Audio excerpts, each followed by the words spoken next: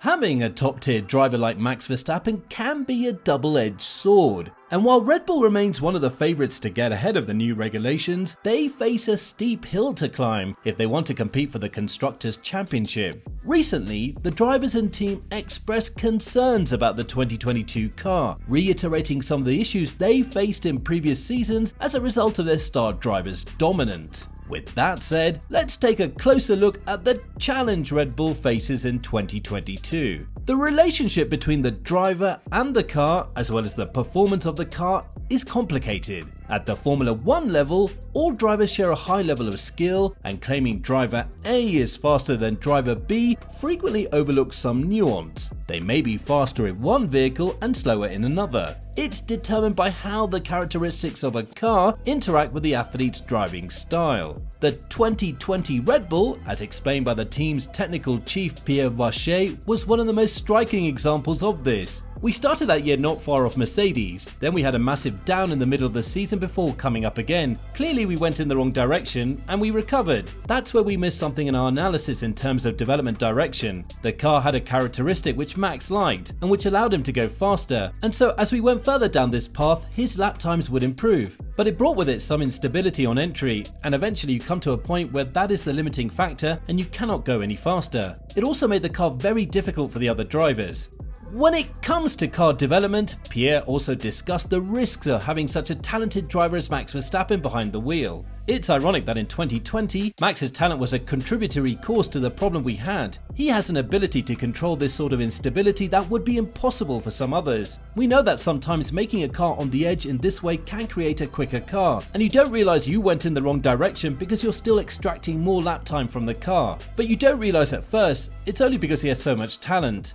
The issue Red Bull faced previously is rearing its ugly head once more, with drastic changes to the 2022 cars making it all the more important to work in the right direction from the start. And it appears that some people at Red Bull aren't optimistic either, with Helmut Marko implying that the 2022 Red Bull car may be more difficult for Sergio Perez to adapt to than Max Verstappen. Max can drive a car that is quite unstable at the rear. The car has to be as fast as possible. It doesn't have to feel comfortable or pleasant. It's only our second drivers who often have the biggest problems with that. Alex Albon worked as a reserve and simulator driver for Red Bull throughout the 2021 season after losing his race seat at the end of 2020, assisting with development and setup work over a Grand Prix weekend. During this time, he was able to identify a distinct aspect of Verstappen's driving that may explain why so many people struggle alongside the Dutchman. You have Max and Checo with different driving styles. Max likes quite a loose rear end, so he will rarely complain about rear instability. He might just want a bit more front in certain places. Of course, on the simulator and on track, it's not quite the same. There's always that little bit of discrepancy in balance and even lap time. Following his move to Red Bull for the 2021 season, Perez stated that he took some time to adjust to his new car, having been chosen for the seat over Alex Albon after the Racing Point released him. The 31-year-old often trailed Max Verstappen in qualifying, but made up for it with strong recovery drives in races to contribute to his team's success, most notably by picking up the pieces after Verstappen's crash in Baku to take his first win with the team. He admitted that he needs to up his game if he wants to be more competitive in 2022, but he believes that the time he had to prepare for 2021 was insufficient for him to hit the ground running with Red Bull. It will sound weird, but I lack time. The limited amount of testing, the limited amount of practice in the car because every circuit is different. It was such a different car that I went to that it probably made it a bit harder, but I think I'm not alone here. We saw other very good drivers struggle to get on top of their cars. When you're out of position and so on, I think the main thing I lacked was consistency to constantly be at 100% with the car. I have to raise my game for next year, and hopefully we're all able to go forward. The Mexican race winner believes that the biggest challenge will be the increased weight of the cars in 2022 rather than his teammate Max Verstappen. The car's minimum weight will be 43 kilograms heavier than in 2021, equating to a 5.7% increase. Other drivers have discussed the need to modify their driving style for the upcoming season, and Perez identified the additional weight of the new machinery as one significant difference. Yes, I've driven the car and I think it's going to be very different, of course. The cars are a lot heavier than where they are now, so definitely yes, it takes a lot. Verstappen also had the opportunity to experience the 2022 cars in a simulator during the final weeks of 2021. While Max was not impressed with the speed at the time, he did say that the next time he sees them, they'll be much different. It's hard to say because I haven't driven the new car yet except in the simulator. In January and February I'll do that again, but by then the car will be very different. The cars are a bit slower, but I hope the races will be better, that we can overtake more and that the teams are closer together. Then it doesn't matter that you're a bit slower.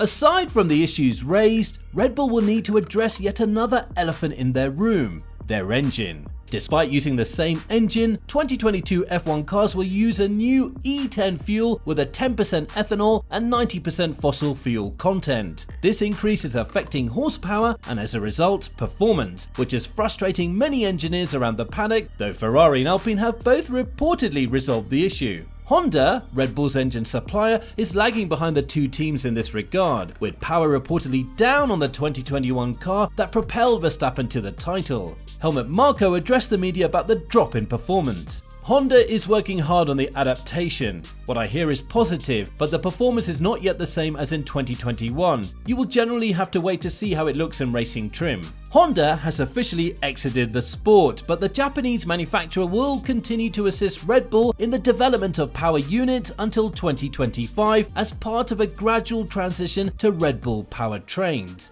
Despite the new technical regulations, Marko stated that Red Bull's goal for 2022 is to deliver consecutive titles, but he anticipates fierce competition from Mercedes once again. The declared goal is the world title. With such a big rule change, you can never be sure. Mercedes and we have the potential, the people and the continuity. That speaks again for a fight at the highest level, especially since there are no other drivers like Hamilton and Verstappen.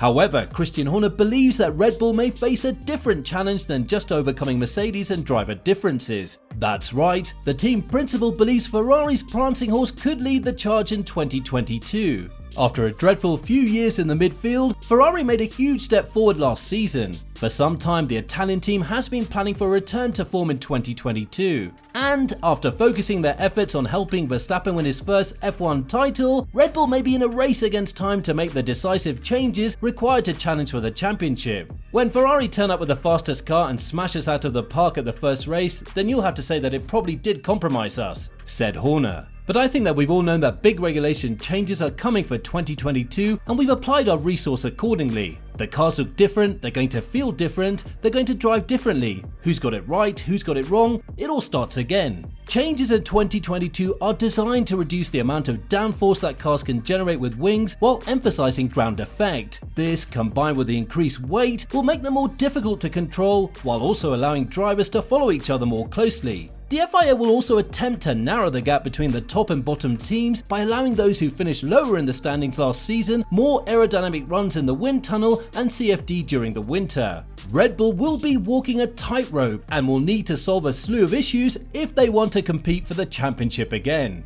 Thank you for sticking with us so far into this video. If you enjoyed the video, please consider liking and subscribing to the channel and be sure to click on the bell icon to be notified of future videos. We'd love to hear your thoughts in the comment section below. Is Red Bull going to have a competitive car in 2022? Is Checo Perez going to get better and catch up to Max? Will Ferrari be the frontrunners? Tell us in the comments.